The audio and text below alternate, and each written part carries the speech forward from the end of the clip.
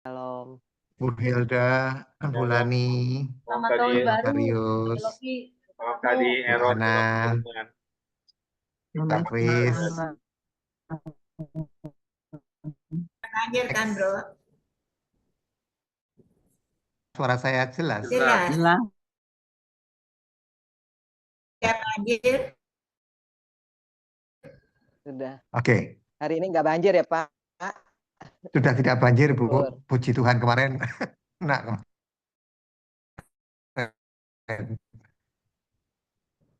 Malam Pak. Malam Ibu semuanya. ini Pak Salam Thomas. Rahman.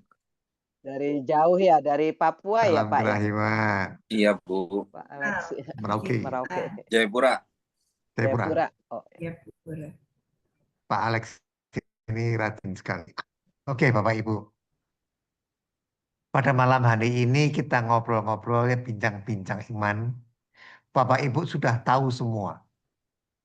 Itu mengenai Maria dan Marta. Judul perikop di dalam kitab suci, Maria dan Marta. Tapi judul temanya saya ubah menjadi Marta dan Maria.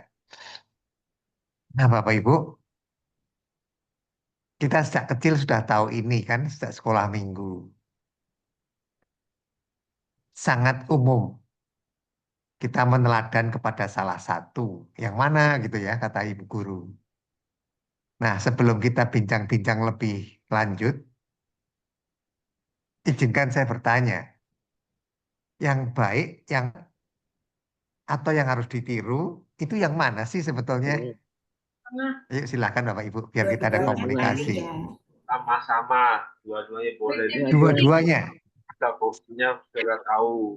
Kapan kita harus duduk diam, mendengarkan Tuhan, kapan kita juga harus bekerja. Terima kasih. Kayak gitu kali Pak Loki. Oh, tergantung waktunya ya Pak Thomas ya. Ya. Gimana Oke, nih, yang lain lagi ayo. Ini Bapak-bapak. kalau saya sih bilang dua-duanya perlu. Tapi kalau di dalam Alkitab sepertinya ya. Ayo, satu lagi, betul. Ayo, siapa lagi? Bagi saya Marta bagus, tapi menggerutu. Menggerutu. Iya. Ya, kita bersama-sama ya. Kita lihat bersama-sama sebetulnya ini bagaimana kita lebih lebih betulnya maksudnya kitab suci itu bagaimana? Kok hanya satu yang lebih baik dan sebagainya. Oke. Izin share screen ya Bu Ros.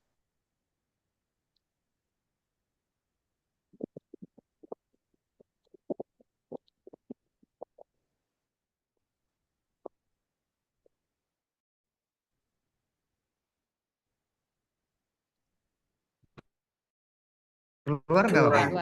Keluar ya. Oke. Pak teman-teman komentarnya, waduh Marta itu kok kalah baik, kurang baik dibandingkan Maria gitu ya. Kasihan si Marta. Saya juga punya teman namanya Marta. Nah, apakah dua-duanya baik? Baik. Yuk kita lihat ya. Marta dan Maria. Keluarga ini 3 bersaudara. Marta paling besar, Maria dan Lazarus. Yesus bersahabat dengan keluarga ini. Menangis ya kan? Kapan Yesus menangis? Harus mati. Ya. Jadi mereka di desa, nama desanya Betania. Ya. Dalam OTW perjalanan Yesus ke Yerusalem, dia mampir ke sebuah desa kecil. Namanya Betania. Ya, Betania. Kurang lebih di sana sih. Saya cuma baca di kitab suci. Dan tafsir serta buku-buku lain. Kurang lebih Gedung-gedungnya mungkin seperti itu. Atapnya itu flat, datar. Tidak Aduh, seperti full screen bisa nggak, Pak? Biar oh, gambar. biar besar ya. Oke. Berapa besar? Ya, Nah, ya. kurang lebih gedung-gedungnya seperti itu rumahnya ya, Bapak Ibu. Atapnya flat. Beberapa hari yang lalu, ada orang yang sakit yang diturunkan dari atap ya kan, oleh 4 orang temannya, masih ingat kan? iya. Jadi atapnya nggak pakai genting seperti kita di negara tropis ini, Katulistiwa. Di sana datar seperti cor, tapi bukan dicor. Kalau sekarang kan batu, kerikil, dan ada tulangan besi. Kalau zaman dulu itu jerami dicampur tanah liat. Sehingga 4 orang temannya itu bisa membongkar atap, terus menurunkan, mestinya diikat ya, biar nggak mengguling itu, diturunkan pelan-pelan seimbang dengan membongkar atap-atap yang datar itu. Nah, ini ceritanya Yesus mau datang ke Yerusalem, mampir di Betania, di rumahnya Marta. Arti kata Marta sendiri itu nyonya rumah. Memang dia selalu berperilaku menjadi tuan rumah, nyonya rumah. Bertanggung jawab. Di sini banyak nyonya rumah yang selalu mengurusin komunitas, keluarga, menyediakan makan, baik dari uang pribadi maupun dari uang komunitas. Saya tahu itu. Nah, itulah nyonya rumah kurang lebih. Yesus ini dengan rombongannya. Siapa rombongannya? Mestinya murid-muridnya, ya kan? Memang nggak disebut berapa, tetapi diasumsikan di beberapa literatur menjadi 13. Karena 12 plus 1, ya satunya Yesus. 13. Diasumsikan demikian. Tapi di kitab suci nggak tertulis. Oke. Berapapun itu pasti lebih dari 1. Artinya diperlukan macam-macam untuk menjamu mereka. Kalau dibuatin teh ya, ulong ada 13 gelas gitu ya. Kalau membuat roti dar dari 3 suka tepung dan sebagainya kan pasti butuh proses. Apalagi untuk orang banyak. Belum untuk keluarganya sendiri, Marta, Maria gitu ya. Dan atau Lazarus. Adanya Lazarus di perikop ini.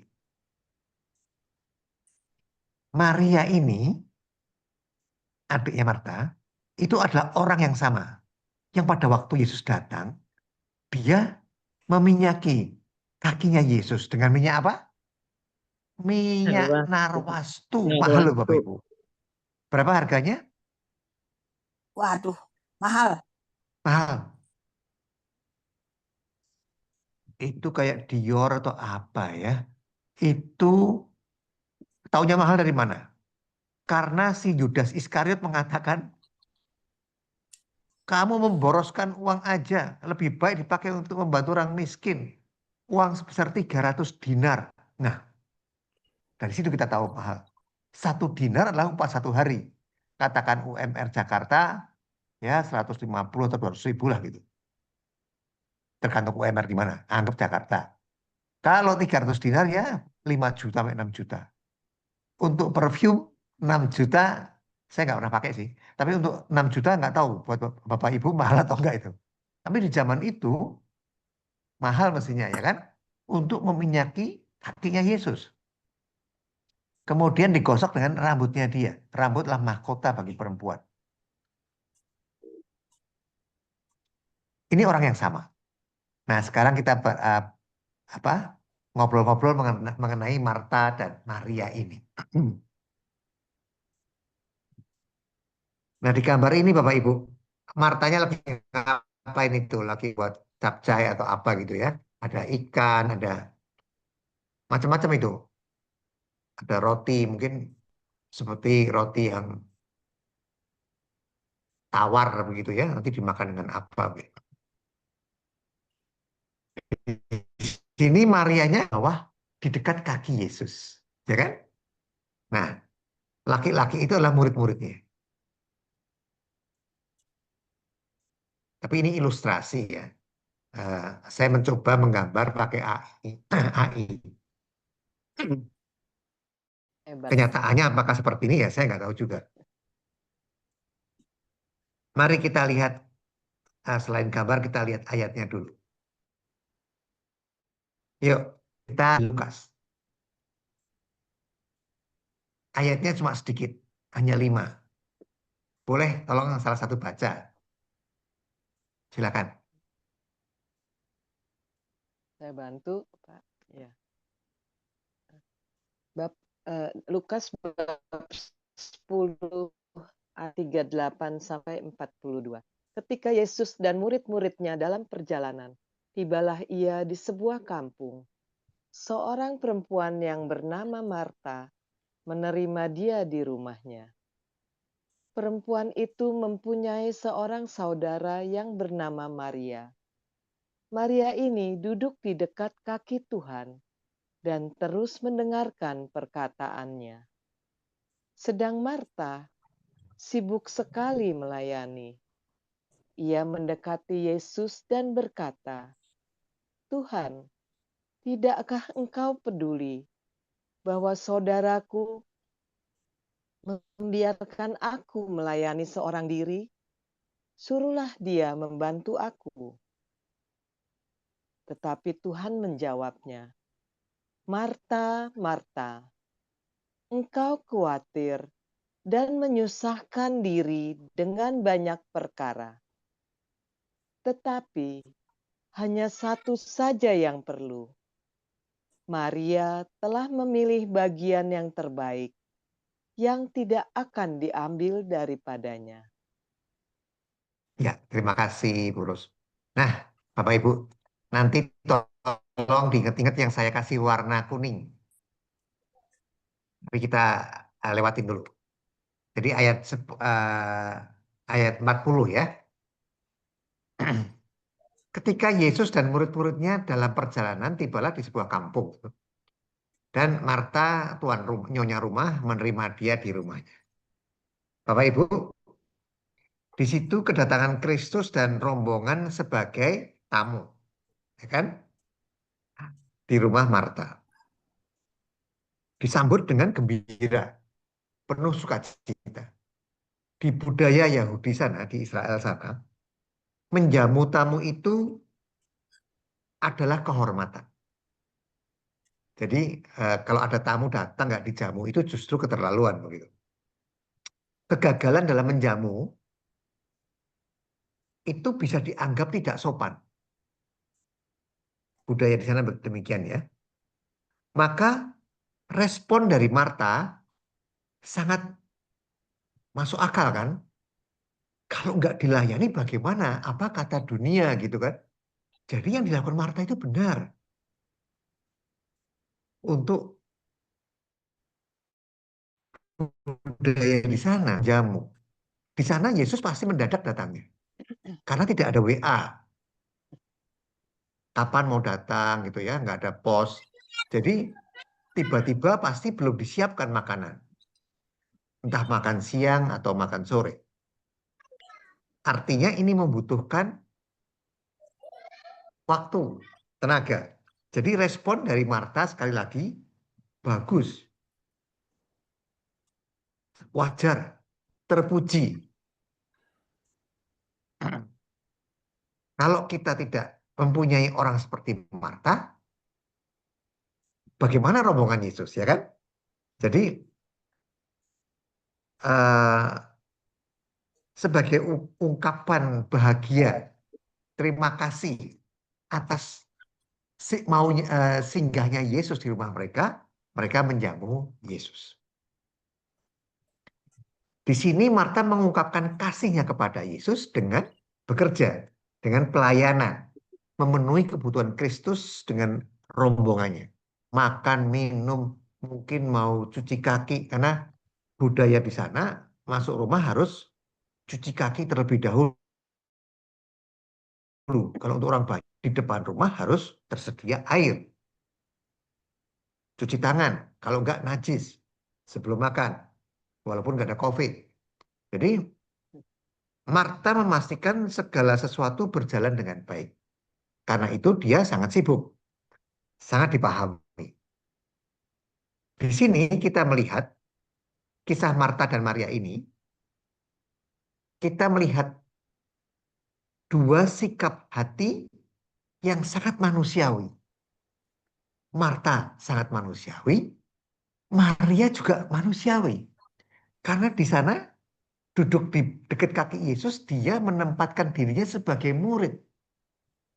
Karena murid di sana duduk di dekat kaki gurunya. Jadi dua-duanya sangat manusiawi. Sekali lagi pelayanan itu penting. Kenapa Yesus menegur Marta kalau itu penting? Kenapa Bapak Ibu?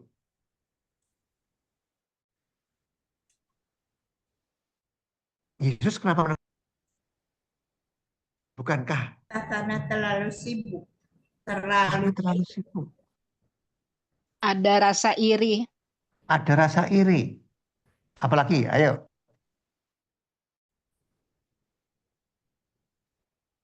Apalagi satu lagi? Ingin show off. Ingin show off. Ya. Jadi sebetulnya yang ditegur itu bukan pelayanannya, tetapi karena khawatirnya dan kesibukannya. Jadi melayani bagus. Kan ada tertulis iman tanpa perbuatan pada hakikatnya Mati. mati. Kalau mendengarkan firman Tuhan doang nggak melakukan apa, gimana? Jadi pelayanannya bagus. Tetapi kenapa dalam melayani dia menggerutu? Dalam melayani dia show off. Minta pembelaan dari Yesus. Tolong tegur tuh saudaraku itu. Males dia itu. Ngesot aja. Nah, kenapa jadi begitu? Jadi sebetulnya yang ditegur itu bukan semangat melayaninya. Nanti kita lihat lagi ya. Jadi yang ditegur bukan semangat melayaninya. Tetapi dia menjadi sibuk sekali. Jadi di dalam perikop ini sebetulnya tidak untuk ditentangkan. Nah, betul nggak kalau dua-duanya harus dilakukan? Belum sepenuhnya benar. Nanti kita lihat. Marta sibuk sekali melayani. Apa salahnya dengan sibuk, Bapak Ibu? Melayani baik. Apa salahnya dengan sibuk melayani? Saya juga bingung tadinya. Kalau santai, bagaimana? Padahal orangnya 13 gitu, asumsi. Karena nggak ada data. Waktunya nggak cukup. Ya kan? Buat 13 piring roti, 13 teh, 13 cemilan, dan seterusnya. Apa salahnya dengan sibuk sekali? Saya mencoba untuk melihat ini. Ini di dalam Injil yang bahasa Inggris. Lihat nomor 40 aja. Yang lain sama. Katanya begini yang di nomor 40. Saya ambil dari King James Version ya. But Martha was distracted with much serving. Serving pelayanan ya. Dengan sangat banyak pelayanan. With much serving.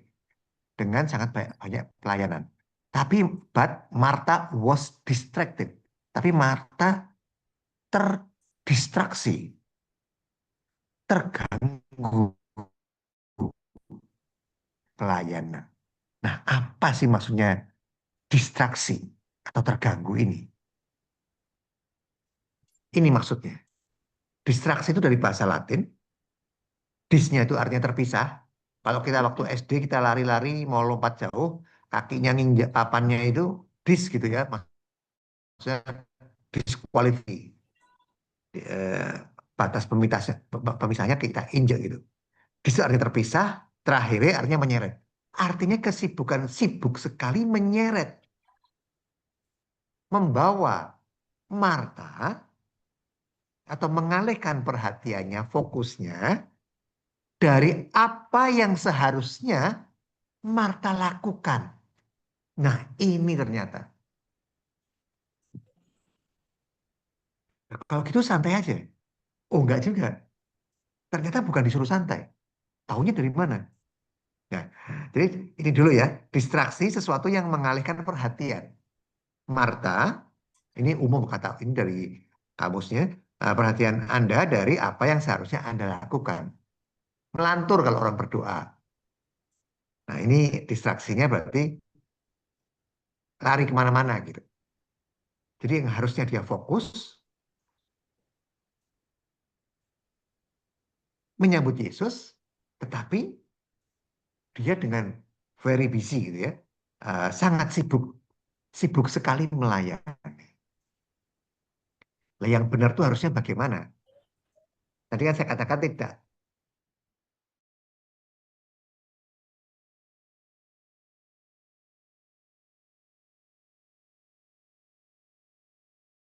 malah santai, malah salah gitu kan. Jadi kan, yuk kita bincang-bincang. Salahnya di mana? Sibuk sekali. Jadi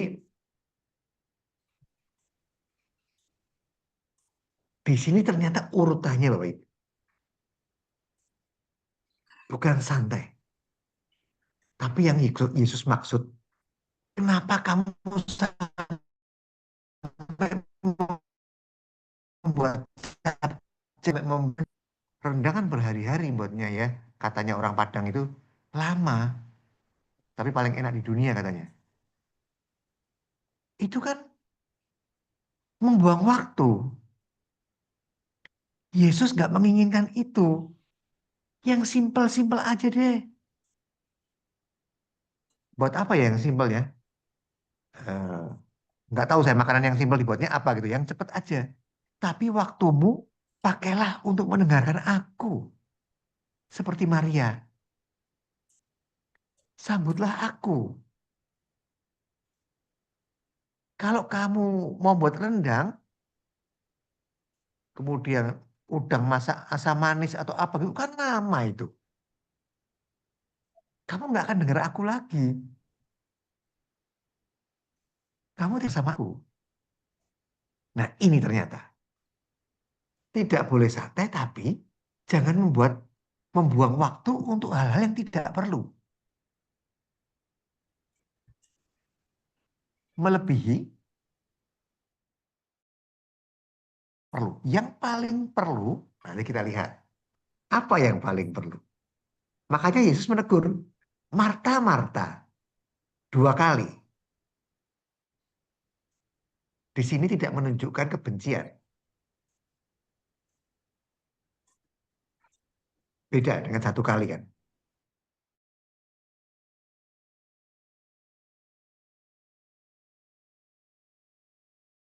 Marta, Marta, engkau khawatir. Apa jeleknya khawatir? Nanti kita lihat. Dan menyusahkan diri dengan banyak perkara.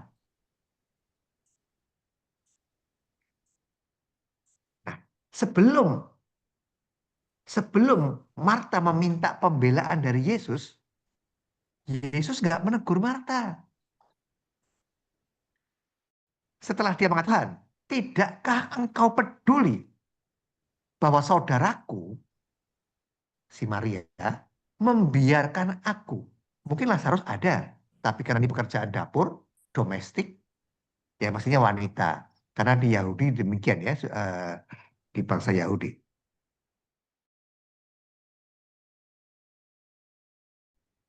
Bahwa saudaraku membiarkan aku melayani orang. Jadi gak ada yang bantu. Mungkin tamunya laki semua. Rombongannya Maria Magdalena, Salome, Susana, gak ikut mungkin. Nah setelah Yesus diberitahu demikian, diminta demikian oleh Marta, barulah Yesus menegur. Jadi sebetulnya nggak salah Marta ini. Kalau Marta salah, ditegurnya dari awal. Di sini ditegurnya gara-gara tidakkah engkau peduli?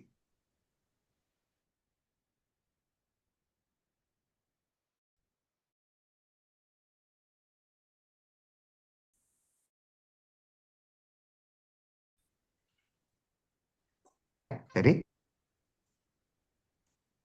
oke, kita lanjutkan Bapak Ibu. Di sini, di ayat yang lain,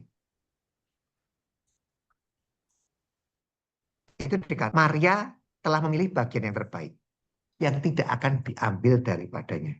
Kenapa demikian? Bagian terbaiknya itu yang mana? Kita hubungkan dengan ayat di perikop lain. Di Lukas 12 ayat 31 dikatakan, ada tertulis, carilah kerajaan Allah. Maka semuanya itu akan ditambahkan juga kepadamu. Itu judul perikopnya, hal kekhawatiran. Jadi ternyata yang diminta oleh Yesus, carilah dahulu kerajaan Allah. Nanti kita coba aplikasikan di dalam hidup kita. Kita perlu uang untuk makan, untuk bayar listrik, dan seterusnya.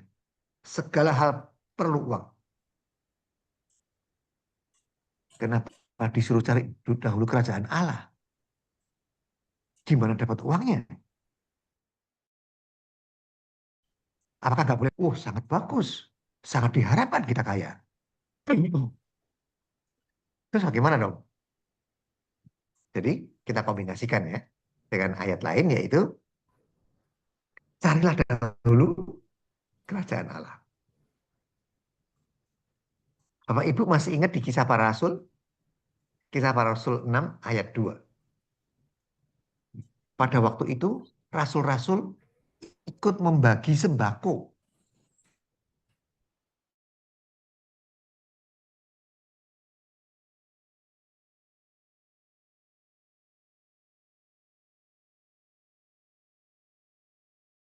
Karena yang cari uang suami. Begitu dijalan otomatis, udah kayak orang yang sulit sekali hidupnya. Ditolonglah oleh para rasul. Nah, rasul-rasul ini membagikan sembako. Waktunya untuk membagikan firman nggak ada. Kenapa?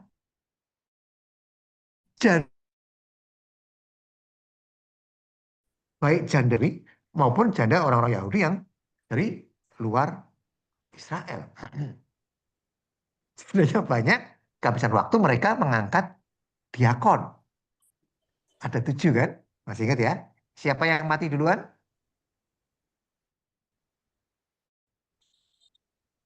Stefanus dirajam. Salah satunya diakon Stefanus itu.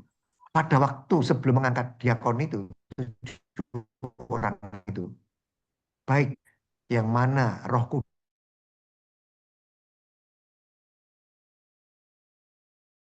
Kudus berada di antara mereka, itu dikatakan ayatnya, karena kami melalaikan firman Allah untuk melayani meja. Meja itu maksudnya bagi-bagi sembako di atas meja. Jadi yang harus dilayani dulu siapa? Allah. Carilah dulu kerajaan Allah. Nah, ini penting. Karena ternyata Yesus, Allah itu menghendaki yang diutamakan itu Allah.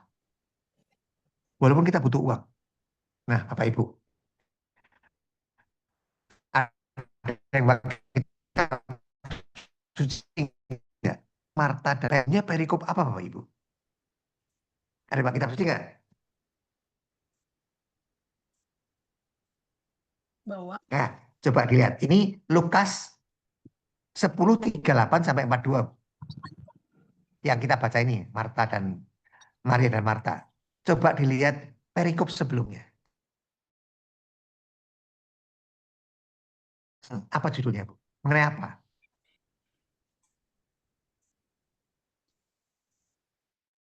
Hmm, 10 ayat 38-42. Betul, sebelumnya, perikop sebelum itu. Lazarus Perikop bukan, ini Pak. judulnya Maria dan Marta. Yang Lazarus bukan, Pak. Yang Lazarus Bapak, dibangkitkan. Orang Samaria yang baik hati. orang Samaria yang baik hati. Baik hati. Betul sekali. Bapak Ibu, di dalam memahami kitab suci, suatu perikop kita harus lihat sebelum dan sesudahnya. Sebelum atau sesudahnya. Nah, kita lihat sebelumnya. Ternyata Marta dan Maria dan Marta ini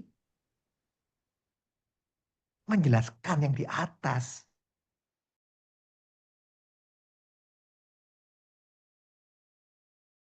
Ternyata itu perumpamaan dari Yesus. Sebetulnya apa sih? Sebetulnya adalah ahli Taurat yang bertanya kepada Yesus. Bagaimana supaya selamat? Apa yang tertulis di Taurat? Si ahli Taurat menjawab. Ya namanya ahli Taurat kan. Kasihilah Allahmu dengan segenap apa? Hati, dengan segenap jiwamu, dengan segenap akal budimu, dan segenap kekuatanmu. Dan kasihlah sesamamu seperti mengasihi dirimu sendiri. Ahli Tauratnya nggak begitu. Ya lakukanlah, kata Yesus. Si ahli Taurat mau menjebak. Dan kasihlah sesamamu seperti mengasihi dirimu sendiri. Jadi ada dua perintah kan. Yang pertama, kasihilah Allahmu dengan segenap hati, jiwa, akal budi, kekuatan. Dan kasihlah sesamamu seperti mengasihi dirimu sendiri. Si ahli Taurat nanya, siapa itu sesamaku? Nah baru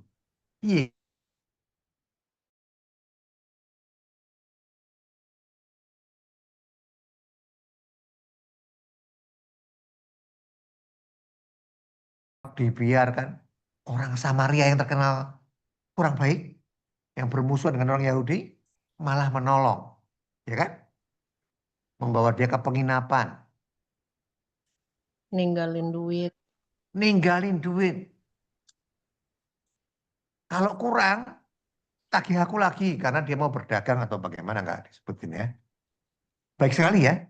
Tapi itu menjelaskan sesama. Karena pertanyaannya dari ahli Taurat kepada Yesus, siapakah sesamaku? Perintah kedua. Nah, perintah pertamanya gimana? Kasihlah Allahmu dengan segenap. Bla bla bla itu bagaimana?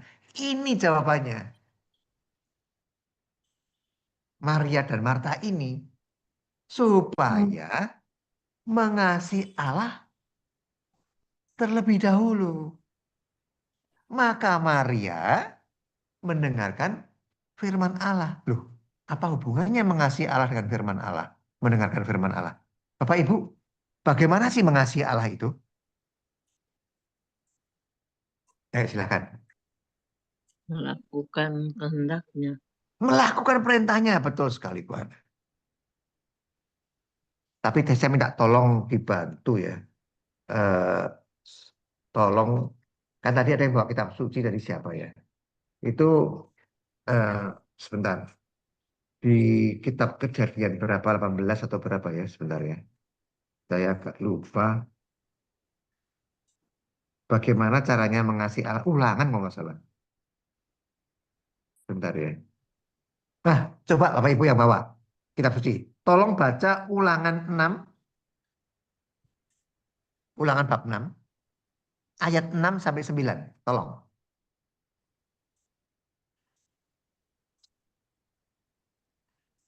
Ulangan depan ya. Ulangan 6 ayat 6 sampai 9. Ya. Betul Bu. Boleh Yuli baca, Pak? Silakan Bu Sil. Apa yang kuperintahkan kepadamu pada hari ini haruslah kamu perhatikan. Haruslah engkau mengajarkannya berulang-ulang kepada anak-anakmu dan membicarakannya apabila engkau duduk di rumahmu, apabila engkau sedang dalam perjalanan, apabila engkau berbaring dan apabila engkau bangun. Haruslah juga engkau mengingatkannya sebagai tanda pada tanganmu, dan haruslah itu menjadi lambang di dahimu. Dan haruslah engkau menuliskannya pada tiang pintu rumahmu dan pada pintu gerbangmu.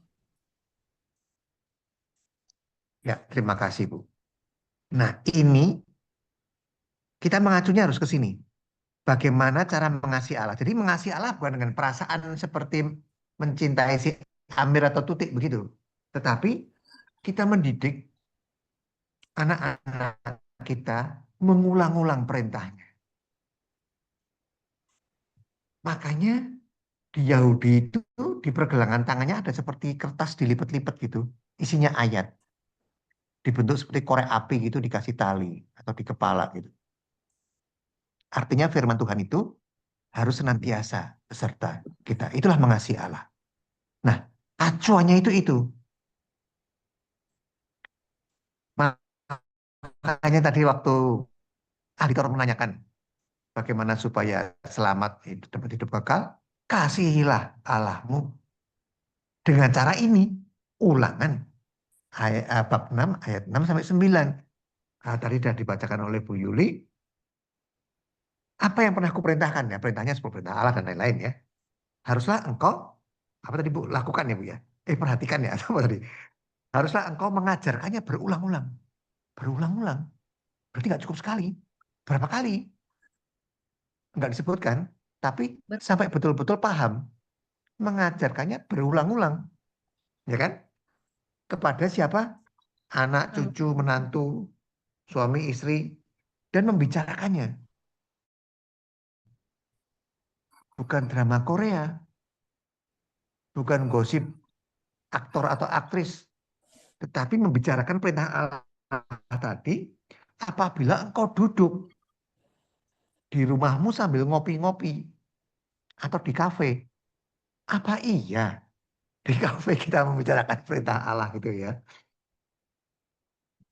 Apabila engkau dalam perjalanan, nggak nyopir, bicara sama teman duduk, teman, kita juga membahas firman Allah. Ini maksudnya apa? Atau iya, nah, inilah mengasihi Allah. Kenapa Allah minta kita mengasihi Dia? Untuk kita. Dia nggak perlu kita kasihin. Dia tetap di surga. Dia tetap mulia. Dia tetap kudus. Dia tidak bertambah kekudusannya. Tetapi itu bermanfaat untuk kita. Kenapa bermanfaat? Karena segala tulisan yang diilhamkan oleh Roh Kudus, nah, ya kan? Bagaimana? Kalau tulisan yang diilhamkan oleh Roh Kudus, fungsinya apa, Bapak Ibu? Untuk mengajarkan, mengajar, menyatakan kesalahan, memperbaiki kelakuan, mendidik dalam kebenaran, supaya kita masuk surga. Terlalu baik Tuhan kita. Kita diminta untuk mengasihi Dia in order to, supaya kita masuk surga. Loh kalau dia kan masih di surga. Nggak efek. Tapi kitanya jadi masuk surga. Betul ya? Setuju gak? Sangat baik kan Tuhan kan? Betul nggak Bapak Ibu? amin Betul Pak. apa betul? Betul. Betul. Terlalu baik ya. Memerintahkan kita supaya mengasihi Allah. Itu demi kita sendiri. Supaya kita masuk surga juga. Nah itu. Meminta kita sesering mungkin menerima Ekaristi. Itu untuk kita, bukan untuk dia. Tapi kita justru sering malas ngaku dosa sakramen tobat. Malas terima Ekaristi ya seminggu sekali ya. Cukuplah gitu. Ada kesempatan ya pakai untuk olahraga, nge-gym di fitness center atau apa deh nggak tahu. Nonton atau shopping atau Nggak tahu saya. Jadi ternyata Bapak Ibu, kuncinya adalah prioritas di sini. Jadi melayani sesama itu baik. Tapi prioritaskan dulu Tuhanmu. Jadi kalau bangun tidur, berdoalah dahulu. Aduh. Bukan HP dahulu. Nah ini kenapa penting? Harus memprioritaskan. Beda sekali nanti hasilnya dengan Marta. Tidak memprioritaskan. Langsung ngambil, buka plastik, ada tepungnya itu 3 sukat dicampur ragi. Saya nggak tahu bagaimana itu ya. Terus motong-motong jamur, jamur kuping, jamur apa itu, macam-macam gitu, yang putih itu, yang panjang-panjang itu, wortel atau apa, dibuat sup mungkin. Seperti supnya oh lala itu, atau apalah gitu, buat kaldu. Ini bahaya dan terbukti jika tidak kepada Allah dulu, jika tidak membaca firman dengan benar-benar dulu, pada saat melayani, gangguannya nggak bisa diatasi. Iri hati. Tuhan, lu nggak peduli sama gua lu Tuhan. Aku kan capek. Enak-enak aja ngesot dia. Sambil merem-merem gitu. Akunya nih tangannya kena pisau lagi. Keluar darahnya. Atau betadinnya nggak ketemu. Atau gimana gitu. Jadi kalau dimulai dengan membaca firman dengan sungguh-sungguh. Dengan doa. Pada waktu melayani. Itu tidak mencari pengakuan. Tidak mencari bayaran. Tanda petik ya, bukan uang. Bayaran pujian. Bayaran pengakuan. Bayaran jabatan. Naik pangkat terus. Dari ketua lingkungan, ketua wilayah, dewan paroki, DPH, apa deh gitu. Jadi kayak ngejar karir. Karena butuh bayaran. Ya kan? Kalau melayaninya dengan tulus demi kemuliaan Tuhan, karena membaca firman, bangun tidur, terlebih dahulu, pada waktu setan mengganggu, itu dia bisa mengatasi. Nah ini ternyata.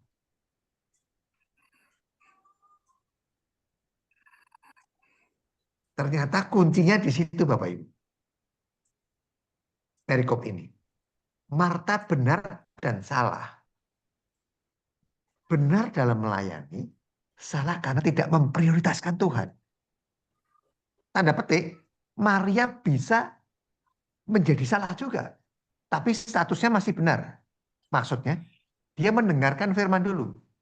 Baru nanti melakukannya. Tapi yang melakukan. Nah, memang firmannya belum selesai. Yesus belum berhenti bisa menjadi salah. Kalau setelah mendengarkan, nggak ngapa-ngapain. Ya kan? Iman tanpa perbuatan pada hakikatnya. Bla bla bla. Bisa menjadi salah, tapi belum salah. Lah Yesusnya aja masih khotbah, ya kan? Tapi si Martanya nyelutuk. Kok nggak peduli sama aku Tuhan? Capek ini. Nah, lama nih buat supnya. Belum goreng tempenya dan seterusnya. Goreng tempe kan lama ya Bapak Ibu ya.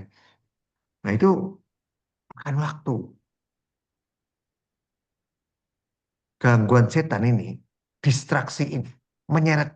Jadi kesibukan ini menyeret. Tadi kan kita sudah lihat ya, dari arti katanya ya, distraksi. Menyeret, membuat terpisah. Sesuatu yang mengalihkan. Jadi pelayanan tadi mengalihkan. Pelayanan, lu kan baik, hati-hati. Pelayanan tadi mengalihkan perhatian Anda dari yang seharusnya apa yang Anda lakukan. Jadi Benar kata-kata, semakin banyak Anda melayani, semakin dekat dengan gereja, semakin jauh dari Tuhan.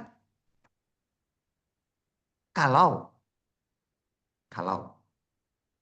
kita sibuk sekali dari pagi sampai malam melayani, nggak dibayar kan? Baik dong, malah keluar uang lagi. Bayar bensin, bayar sopir, pokoknya malah capek gitu kan? Kurang baik apa? Kurang baik.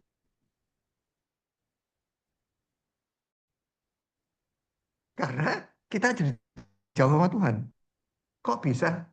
Ya ini contohnya, si Marta. Nggak ada waktu, sibuk sekali, terjadi distraksi. Yang di Injil bahasa Inggrisnya tadi, yang di King James Version KJV tadi. But Martha was distracted with much serving. Melayani di mana-mana. Ke panti asuhan, panti reda, wah macam-macam deh pokoknya. Komunitas, segala-galanya. Waktu doanya kapan? Kagak ada. Pernah dinasihatkan oleh Santo Fransiskus dari Sales demikian. Bapak Ibu, sebaiknya bermeditasi. Doa itu berapa lama sehari?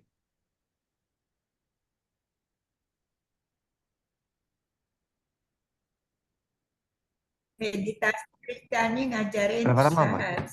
sehari 2 kali. Antara 20 menit sampai 30 menit. Oke. Tadi yang ngajarin siapa, Bu? Maaf. Meditasi Kristiani. Meditasi Kristiani, betul.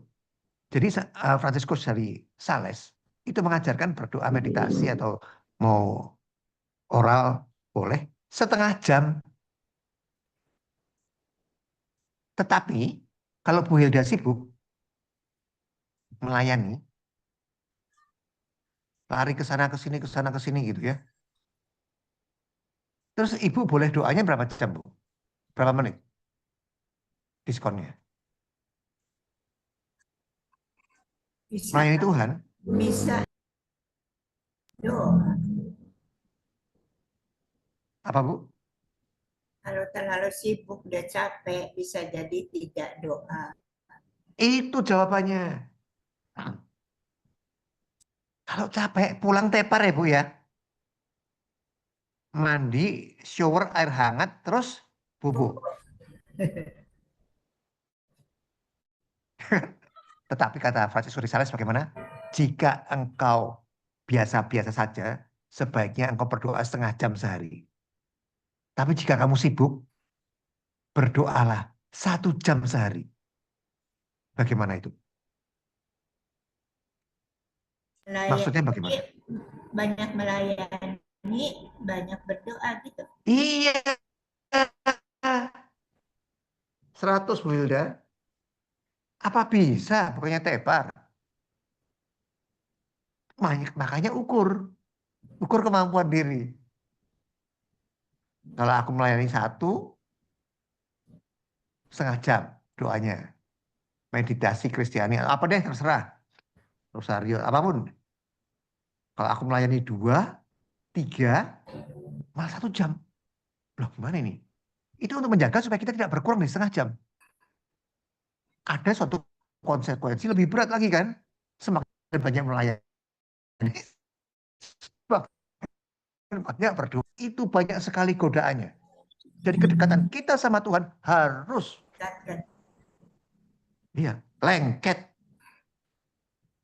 Supaya tidak mengagungkan, membanggakan diri, menyombongkan diri, hilang kerendahan hati, minta pengakuan, self-esteem, self-actualization, macam-macam itu.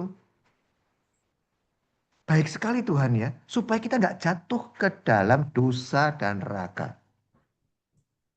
Lu banyak melayani, banyak doa. Kalau nggak mau banyak doa ya jangan melayani. Tapi jangan dibalik ya. Aku nggak mau melayani katanya supaya nggak masuk neraka. Nggak begitu. Nggak melayani terus main HP, WA ya sama juga bohong. Maksudnya mesti pakai untuk berdoa. Itu maksudnya. Jangan Jadi Wah, ada kesempatan nonton drama Cina. keseimbangan. Ada keseimbangan. Iya, itu susah loh Bu Hilda. Betul. Susahnya Pol. Seperti kita waktu 17 Agustus disuruh menyeberangi kolam atau sungai di atas jalan di atas Bambu. batang pohon pinang atau apa gitu. Pohon kelapa sebagai jembatan. Itu harus menjaga keseimbangan kanan kiri kalau nggak jatuh ke air kan. Nggak mudah kan? Yin yang itu nggak mudah kan? Keseimbangan itu nggak mudah. Jadi di sini demikian maksudnya. Oke, kita lanjutkan ya. Jadi terdistraksi tadi, pelayanan yang sangat sibuk sekali membuat dia tidak fokus pada Tuhannya. Jadi Maria itu benar, Marta itu benar, tapi Maria lebih benar. Karena ayatnya dikatakan demikian. Tetapi hanya satu saja yang perlu. Sebetulnya kalau di bahasa lain, bukan satu saja, sedikit saja yang perlu. Tapi kemudian di bahasa Indonesia kan, translasinya hanya satu saja yang perlu. Maria telah memilih bagian yang terbaik. Artinya nggak ada yang lebih baik.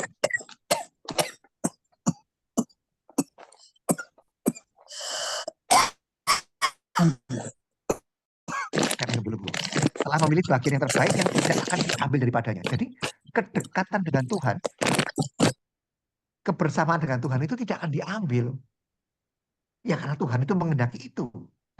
Sewaktu kamu di dunia, sudahlah engkau dekat dengan aku. Untuk menunjukkan keinginanmu setelah engkau tiada di dunia ini, engkau dekat dengan aku. Jadi apa yang kau harapkan setelah kematian, kau lakukan sebelumnya. Kalau kamu harapkan setelah kematian memandang Yesus, muka dengan muka, ya artinya di surga kan. Sekarang ini kamu pandanglah Yesus. Nggak bisa nanti aja lah gitu, nggak bisa. Kata Santum Maria Yohanes Maria Vianney, apa yang ingin kamu lakukan, ingin kamu alami nanti setelah kematian, lakukan sebelumnya. Sewaktu kamu masih hidup. Untuk menunjukkan keseriusan minatmu katanya begitu. Masuk akal ya Bapak Ibu ya. Jadi kesibukan Marta tadi berbahaya kenapa? Karena bisa membuat kekhawatiran. Membuat kekesalan. Kesibukan kita melayani sesama itu bisa menimbulkan kesel. Sudah dibantu bukannya terima kasih, masih ngomel, masih protes, masih bla bla bla bla nggak tahu deh apa. Memperbandingkan. Aku sibuk. Dia cuma duduk aja. Padahal aku donatur besar. Dia nggak donatur. Malah mainan HP. Misalnya, ini misalnya. Jadi kesibukan si Marta tadi karena tidak diawali dengan membaca firman, tidak dengan sungguh-sungguh ya, tidak diawali dengan doa, akhirnya menghakimi orang lain. Karena dia mengatakan, Tuhan, tidakkah engkau peduli? Kalimatnya ini. Gitu.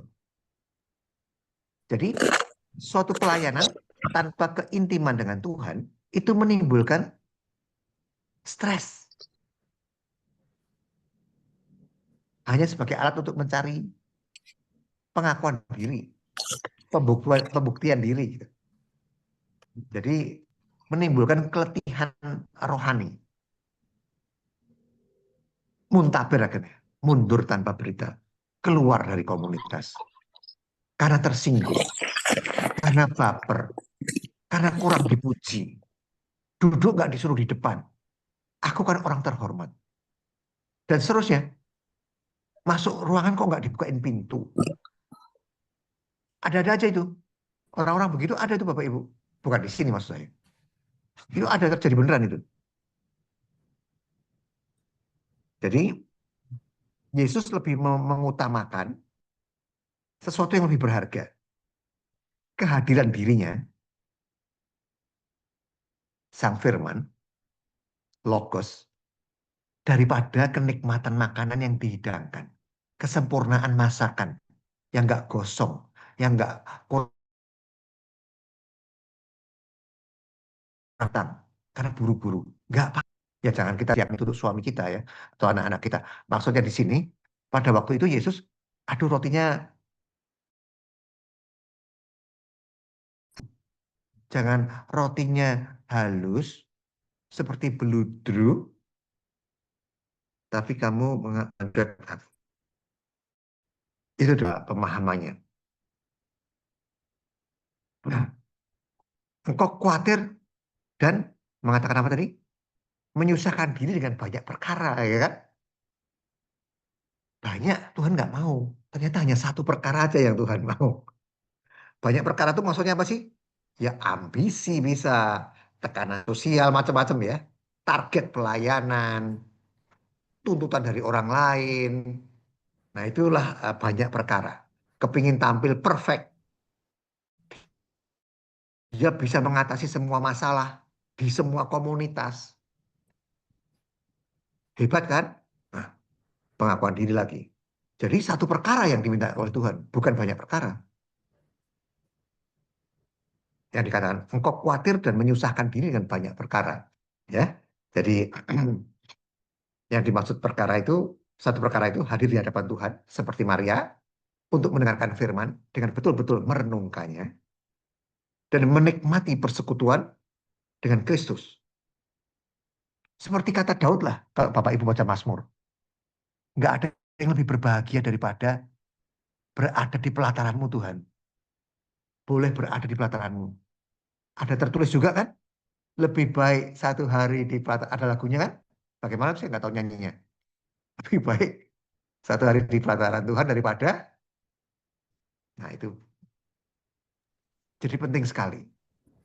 Dengan bertambahnya usia kita, tambahlah waktu untuk bersama Tuhan. Agar nanti kita setelah pulang, kita bersama Tuhan. Karena kita sudah menunjukkan niat kita. Tuhan seperti ini loh nantinya aku mau. Bersama engkau terus memandang engkau. Jangan masukkan aku terlalu lama di api penyucian atau bahkan di neraka. Oke. Kita lihat berikutnya. Nah ini saya mencoba untuk menghubungkan dengan BHF.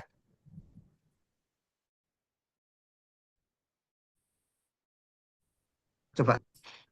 Maka aku berpaling kepadamu. Hai kamu jiwa-jiwa pilihan. Apakah kamu juga akan gagal memahami kasih hatiku? Di sini pun hatiku telah dikecewakan. Aku tidak menemukan orang yang menyerahkan diri sepenuhnya kepada kasihku. Begitu banyak syarat, begitu banyak ketidakpercayaan, begitu banyak kekhawatiran. Untuk menghiburmu, biarlah aku katakan kepadamu bahwa ada jiwa-jiwa yang hidup di dunia ini yang mengasihi aku dengan mesra. Makasih Bu Hilda. Nih Bapak Ibu, kaitannya dengan Yesus engkau andalanku. Saya hubungkan kenapa? Karena saya membayangkan begini, oh 1905 Faustina lahir. Berarti dia dipakai Tuhan, karena Tuhan sudah melihat banyak sekali distraksi tadi. Banyak sekali yang khawatir, begitu banyak kekhawatiran. Kan terus begitu yang kuning nih. Begitu banyak syarat. Tuhan, aku mau percaya sama engkau kalau engkau mengabulkan permohonanku, kalau enggak, pret gitu. Begitu banyak ketidakpercayaan, apa iya kau bisa diandalkan Tuhan? Ya kan? Apa mau kita menyerahkan diri sepenuhnya? Ya karena tadi itu seperti Maria dan Martha tadi itu. Timbul banyak kekhawatiran, hanya satu hal saja yang perlu. Oke, satu lagi. Boleh lagi, boleh yang lain. Oke, aku baca lagi BHF 761. Hanya sabdamu yang aku dengarkan. Hanya sabdamu yang memberi aku kekuatan. Rohmu ya Tuhan adalah roh damai. dan tidak ada suatu pun yang mengganggu lubuk hatiku, sebab Engkau tinggal di sana, ya Tuhan. Terima kasih. Nah, Bapak Ibu, sama kan? Hanya sabdamu yang aku dengarkan. Ini penting sekali. Saya kadang-kadang iri kalau dengar teman-teman itu yang di toko sebelah kemana-mana bawa kitab suci. Bahkan hafal ayat-ayatnya. Yang di Protestan, di mana-mana, pokoknya toko sebelah. Di Katolik memang jarang kan dari dulu. Hanya sabdamu yang memberi aku kekuatan. Nah ini, makanya orang Yahudi itu di tembok ratapan, meratapi itu, menyisipkan kertas gitu ya. Orang Yahudi kan pintar sekali loh Bapak Ibu. Pintar sekali. Salah satunya Einstein itu ya. Jadi dia sepenuhnya melibatkan Tuhan. Walaupun nggak mengaku Yesus ya. Maksudnya Allah. Rohmu ya Tuhan adalah roh damai dan tidak ada satupun yang mengganggu lubuk hatiku. Jadi prioritas sekali lagi. Nomor satu. Sebab engkau tinggal di sana ya Tuhan. Nah Bapak Ibu. Jangan setelah kita bincang-bincang ini kita memahami. Marta dan Maria bukan untuk dipertentangkan. Kan? Dan jangan dianggap ini masalah doa. Maria itu doa. Di bawah kaki Yesus. Itu wujud dari doa itu kontemplasi. Bukan. Ini masalah mendengarkan. Iman dari pendengaran. Membaca lah gitu. Kalau audio ya pakai ini ya loudspeaker. Tapi kalau ini sama membaca, mendengarkan. Artinya pentingnya membaca firman. Mendengarkan Yesus. Firman kan Yesus sendiri ya. Jadi ini sebenarnya bukan doa maksudnya. Orang sering menyalahartikan yang dilakukan Maria itu sebagai ilustrasi dari doa atau kontemplasi. Jadi ini bukan Marta yang bekerja, labora. Maria, jadi labora. Enggak. Tadi yang kita sudah bahas ya, ini terkait dengan perikop sebelumnya. Orang Samaria yang baik hati untuk menjelaskan apa arti sesama, mencintai sesama. Ini mencintai Tuhan dengan membaca firman mencintai Tuhan. Ya karena Tuhannya mengatakan begitu. Allahnya waktu ditransfigurasi di puncak gunung, inilah anakku yang kan, dengarkanlah Kasih. dia. Pada waktu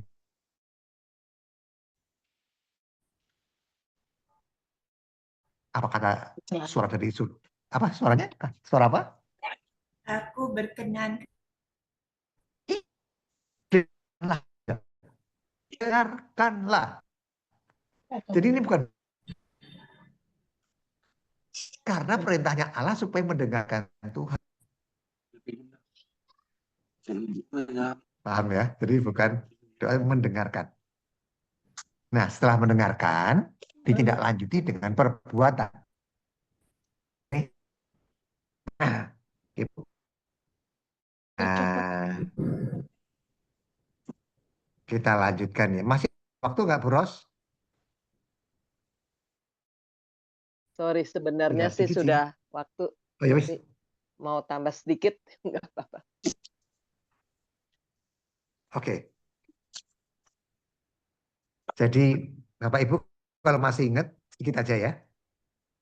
Khawatir tadi itu yang dikatakan oleh Yesus. Si Marta khawatir itu seperti penabur benih, perubahan kitab suci yang jatuh di semak belukar, semak berduri. Yang terhimpit, akhirnya mati. Nah, yang di Maria tadi itu menabur benih firman ya. Benih itu firman. Di atas tanah yang baik, tanah hati yang baik. Yang akan berbuah. Iman tanpa perbuatan pada hakikatnya. Nah, perbuatan itulah buah. Maka pohon itu dinilai dari buahnya. Oh, dia Katolik. Blok itu Katolik perbuatannya tapi, nah, nggak ada artinya. Karena yang dinilai itu adalah perbuatannya. Jadi bagaimana hidup lama kita yang berpusat pada diri sendiri. Kalau mau jalan-jalan dihitung uangnya. Ada berapa euro ya tabunganku. Mau rekreasi, mau makan di restoran bintang 7, bintang 8 atau di mana? Atau kaki 5, kaki 7, kaki 1000. Berpusat di aku. Menguntungkan aku nggak ya? Tapi hidup baru kita berpusat pada Yesus. Baik dari segi keuangan, bakat, pendidikan, rekreasi, semuanya tanyalah pada Yesus. Apakah ini memuliakan dia atau tidak? Kalau kepergianku ini tidak memuliakan dia, untuk apa? Jadi Yesus sebagai pusatnya. Sebagai tujuan atas seluruh kehidupan kita. Makanya 1 Korintus 10:31 ini ayat emas ya, harus dihafal. Jika engkau makan pisang goreng atau apapun, atau jika engkau minum wedang jahe, atau jika engkau melakukan sesuatu yang lain, shopping, lakukanlah semuanya itu untuk kemuliaan Allah. Susah ya? Shopping untuk kemuliaan Allah. Oke, Bapak Ibu, untuk ngobrol-ngobrol kita malam ini, Marta dan Maria, waktunya habis. Terima kasih, Bu Ros. Waktu saya kembalikan. Terima kasih Pak Loki.